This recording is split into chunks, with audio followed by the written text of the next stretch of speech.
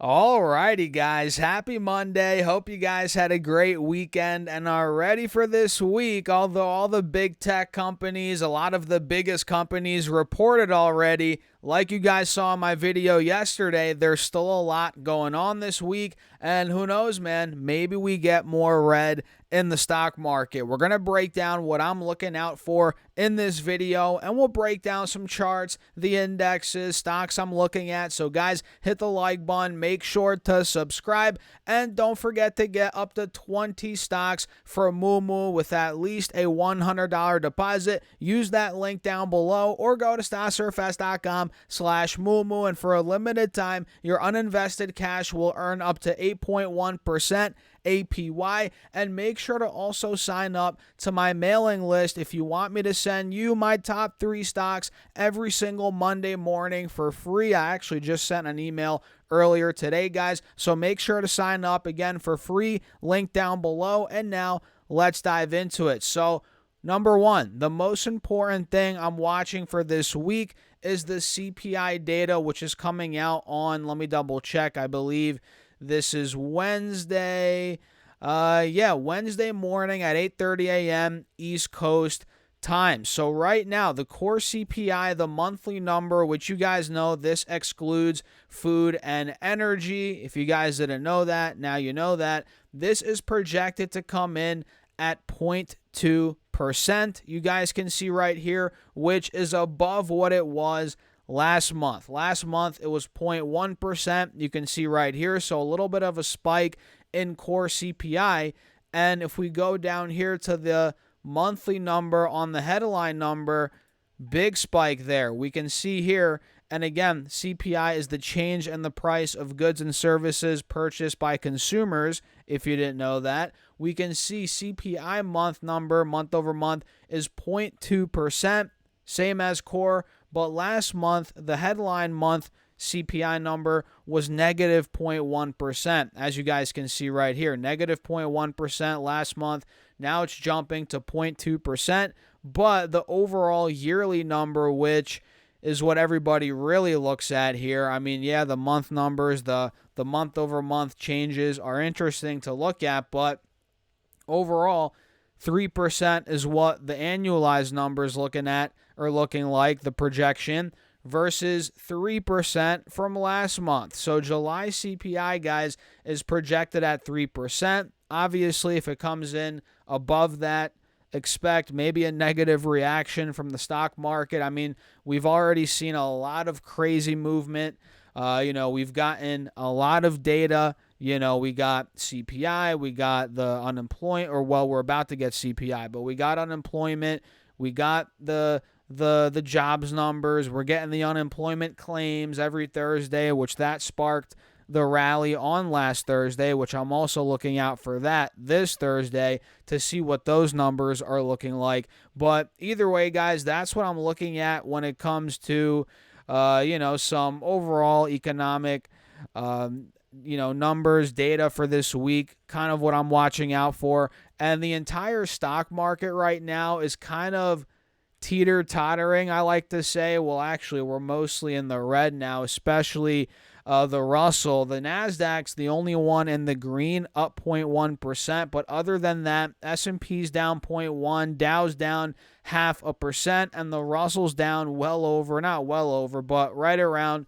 1%. So we are seeing some selling across the board here, and SPY is actually getting rejected at the top of this trend line that we've covered before on the channel here, guys. We can see clearly still in a downtrend on SPY, and we're noticing same thing on Triple Q, obviously, right? These move together for the most part. The Russell's the only one that might have a mind of its own sometimes, but even that is coming back down right now. So we can see, boom, look at all these lower highs. Now we're starting to get rejected at this point, which is what I'm monitoring for the rest of this week, right, guys? And by the way, the VIX is not doing much right now. It's up a little bit. Let me pull this up for you guys. VIX is at 20 points. We have come down a lot from the 65 high we hit last Monday, so that's good. We're in a better position now, guys. Yeah, so we're at 20 points on the VIX. It's come down a good chunk, but on the day, it's up barely about 0.5%, less than that.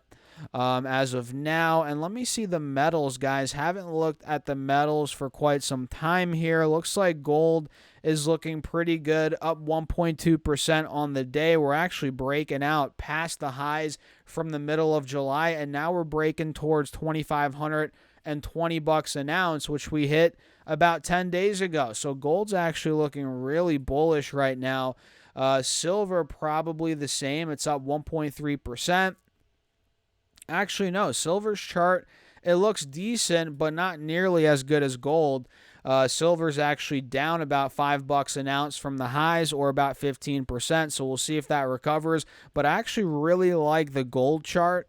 So I'm looking at, might as well, GLD, which is an ETF that tracks the price of gold. This could be an interesting trade if it's able to break past, let's say, 228, 230. That could be a breakout spot for GLD. So let me show you guys some stocks that are moving today. It looks like we do have Alibaba, Chinese company, moving ahead of earnings, which are coming out in a couple of days on Thursday. So this is gapping above the highs from last week and from the middle of July, and looks like the beginning of June as well, for that matter. So Alibaba is breaking out of there slowly. Looks like this cup and handle is playing out. Same with the inverse head and shoulders. So who knows? Maybe Baba will continue to run here heading into earnings on Thursday. So this is up around 1.5% right now. Not bad. And again, this is in the midst of a red day, guys, so far.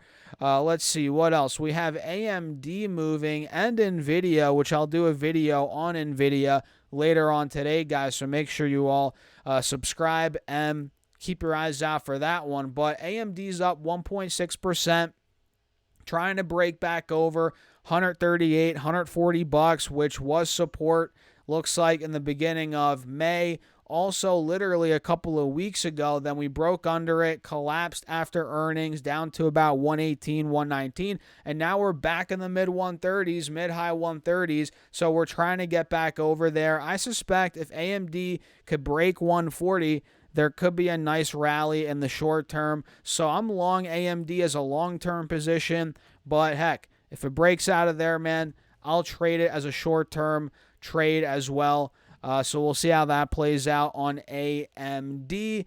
And we have some red, obviously. We have some red as well today. Looks like some companies moving down. Intel's down into the 19s now, guys, down 2%. Tesla's down 1.7%. Looks like Adobe's down 1.5%. Palantir, which I'll make a video on later today as well. It cracked over 31 bucks today, guys, but now it's back down to the mid-29s. Meta selling off a bit. CrowdStrike a little bit, about 0.5% each. Nothing too crazy. But, yeah, looks like the markets now are slowly dumping down into the red. If I pull the intraday up on SPY, we can see very volatile day. I mean, look at this choppiness on SPY. Now we're dumping down as of the last couple of minutes. Same thing on Triple Q. So let's see, guys, how this ends up playing out over the next couple of hours, as it's only 1 p.m. right now, so we still have a couple more hours left in the day. So yeah, what do you guys think? Let me know your thoughts in the comments. Do you think things are about to get worse? We'll see, man. CPI is coming up. Things have been rocky. VIX is elevating. Well, it's come down a lot, but still pretty elevated considering where it has been the last couple of weeks/months. So what do you guys think? Let me know in the comments. Smash the like button. Make sure to subscribe. And don't forget to get up to 20 stocks from Moomoo with at least a $100 deposit and sign up to the mailing list, which, again, I send for free my top 3 stocks every single Monday morning right to your email. So check it out, link down below. And with that being said, guys, I'll catch you in the next video.